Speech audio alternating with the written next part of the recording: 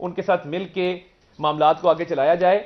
मगर ये जो इलेक्शन पिटिशंस की जा रही हैं, ट्राइब्यूनल्स का वेट किए बगैर झूठे केस बनाए जा रहे हैं, वो सियासत चमकाने के लिए तो ठीक हैं, मगर आपके पास सबूत नहीं है इनको साबित करने के लिए। इसलिए अपनी खैबर पख्तूनख्वा का जश्न मनाएं, हमें पंजाब में जश्न मनाने दें और गलत तासुर कायम मत करें। तो वजारत इज़्मा के हवाले से जब भी फैसला होगा मुश्तरका मुतफिका तौर पर होगा और इत्तेहादियों के साथ मिलकर उसका ऐलान होगा। अभी कबल अज़ वक्त होगा उस पर कोई बात करना।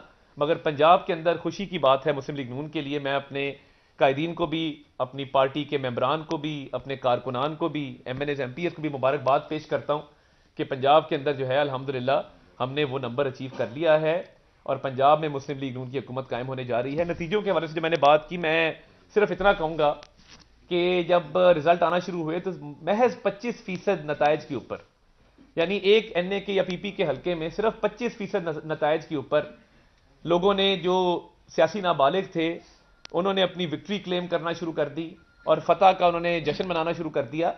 तो उन्हें चाहिए था कि रिजल्ट का वेट करते, और हमने अल्हम्दुलिल्लाह जब मियां नवाज शरीफ साहब की तकरीर हुई है उस वक्त हुई है कि जब 80% से 90% जो है वो नतीजे आ चुके हुए थे। तो एक गलत तासर देने की कोशिश की गई। और मैं ये भी अभाम दूर कर दूं कि जो ये धांधली की बात की जा रही है, बार बार हर वक्त कहा जा रहा है जी धांधली हो गई, फलां हो गया, तो देखिए मुस्लिम लीग नून के जावेद लतीफ साहब शेखुपुरा से हारे हैं, लाहौर के अंदर शेख रुयल असगर साहब हारे हैं, ख्वाजा साद रफीक साहब को शिकस्त हुई है, राना सनाउल्लाह साहब हारे हैं।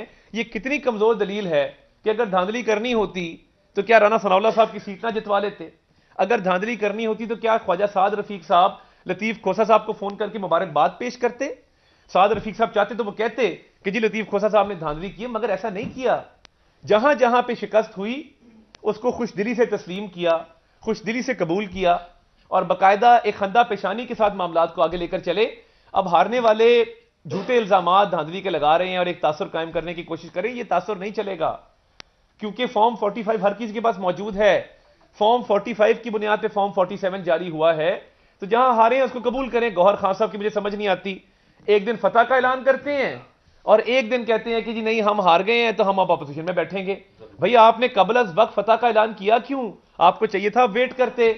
तो मैं समझता हूं कि ये देखें हार जीत हर पार्टी को हुई है और ये अल्लाह का फजल है कि हम पंजाब में भी और वफाक में भी सिंगल लार्जेस्ट पार्टी बन के उभरे हैं। हम पंजाब में हुकूमत बनाने जा रहे हैं अल्लाह के फजल से, हमारी तो तादाद पूरी हो चुकी है। वफाक के अंदर इंशाअल्लाह ताला हम इत्तेहादियों की मशावरत के साथ और उनको साथ लेकर चलेंगे, वो पीपल्स पार्टी हो, वो MQM हो, बाकी जमातें हो, उनके साथ मिलकर हुकूमत बनाएंगे और एक मशावरत का सिलसिला एक खुश असलूबी से एक अच्छे माहौल के अंदर चल रहा है।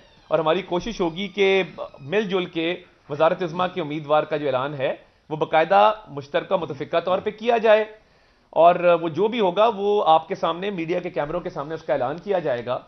तो मैं तो ये समझता हूं कि जो इलेक्शन कमीशन के अंदर पिटिशंस की जा रही हैं बगैर सबूतों के, इतनी फ्रिवलेस और इतने वीक आपने पिटिशंस दाखिल की हैं जिसके अंदर कोई सब्सटेंस ही नहीं है, कोई सबूत नहीं लगा सके। और देखें इलेक्शन वाले दिन मैं बतौर उम्मीदवार 90 से 100 पोलिंग स्टेशन के अंदर फिरा हूं, मेरे हल्के में एक पत्ता नहीं टूटा, एक गमला नहीं टूटा, कहीं पे झगड़ा नहीं हुआ, कहीं पे लड़ाई नहीं हुई।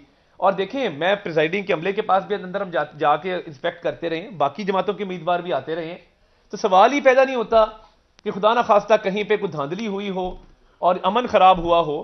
पुरअमन इलेक्शन था और हर हवाले से सारे लवाजमात पूरे थे। इंतजामिया ने अपना किरदार गैर जानिबदारी से अदा किया, इलेक्शन कमीशन ने अपना किरदार गैर जानिबदारी से अदा किया। इक्का दुक्का वाकयात होते हैं, हर इलेक्शन में होते हैं, मगर इससे बुरे हालात बाई इलेक्शन में हो जाया करते हैं जहां पे अमन खराब होता है।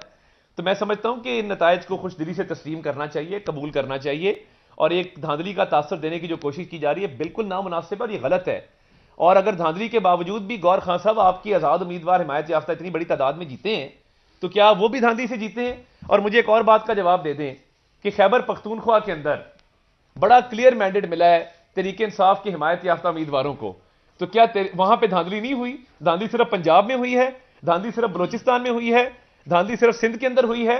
तो ये काम ना करें। अगर आपके KPK में आपके उम्मीदवार जीत गए हैं तो वहां धांधली नहीं है, और सिंध में, खैबर पख्तूनख्वा में, पंजाब में हार गए तो वहां पे धांधली हो गई है। ये तासुर गलत है। आपने इब्तदाई नतीजों के अंदर गलत एक तासुर देने की कोशिश की। इब्तदाई नतीजों की बुनियाद पर आपने हतमी राय कायम करने की कोशिश की और एक धांधली का तासर देने की कोशिश की जो कि गलत था। शफाफ, गैर जानिबदार और मुनसिफाना इंतखाबात हुए हैं। तमाम जमातों ने रिजल्ट को तस्लीम किया है। मीठा मीठा हप हप और कड़वा कड़वा थू थू नहीं चलेगा। वजारत इस्मा का उम्मीदवार इंशाअल्लाह ताला मुस्लिम लीग नून के जो इत्तेहादी हैं, जो दीगर जमातें हैं जिनसे हमारी बातचीत चल रही है, मैं कह चुका कि मुतफिका मुश्तरका तौर पर करेंगे। पंजाब के अंदर अल्हम्दुलिल्लाह हमारी हुकूमत कायम हो चुकी है, सिंपल मेजोरिटी अटेन हो चुकी है और आगे कोशिश करेंगे कि तमाम जो हमारे इत्तेहादी सियासी जमातें हैं उनके साथ मिल के मामलात को आगे चलाया जाए।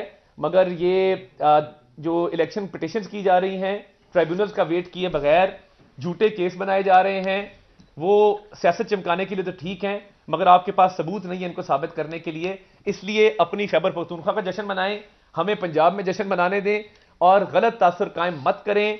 सियासत को मजीद गंदा करने की कोशिश मत करें। झूठे इल्जामात, बोहतानों की सियासत मत करें, क्योंकि अगर आपने ये काम किया तो ये मुल्क आगे नहीं चल सकेगा। हम मियां नवाज शरीफ साहब की क़यादत में इस मुल्क को तरक्की की शारा पर गामजन करना चाहते हैं। वो जो 2018 से पहले का पाकिस्तान था, जिसके अंदर अशियाए खुर्दनो सस्ती थी, रोजगार था, पाकिस्तान की एक बैनुल अक़वामी सतह पर इज्जत थी, हम उसको बहाल करना चाहते हैं और इंशाअल्लाह ताला ये मुल्क एक अजीम मुल्क बनेगा और हम इसके तमाम मसाइल इंशाअल्लाह ताला हल करेंगे।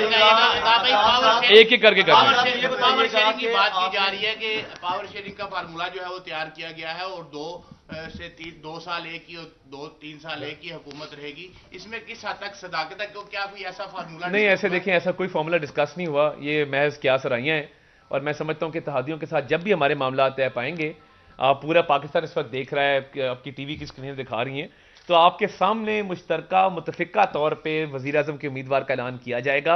और पंजाब के लिए अल्लाह ताला का शुक्र अदा करते हैं कि पंजाब में हमारी हुकूमत आई। ये जो आपकी बार सड़कें टूटी हुई हैं, जो पंजाब के अंदर इन्होंने मुरम्मत नहीं की, उस्मान बुज़दार साहब आज कहां पे हैं? पिछले 5 साल क्या हुआ, क्या खिलवाड़ हुआ इस मुल्क के साथ? और मैं अपने हल्के की अवाम, मैंने 127 का शुक्रगुजार हूं, उन्होंने जिस एतमाद का मुझ पर इजहार किया और मैं इंशाअल्लाह ताला इस हल्के की महरूमियां भी दूर करने आया हूं। तो मैं अपने हल्के के हवाले से भी हर फोरम पे आवाज उठाऊंगा और अब पंजाब हुकूमत आ चुकी है तो इंशाअल्लाह ताला हल्के की महरूमियां भी दूर करेंगे।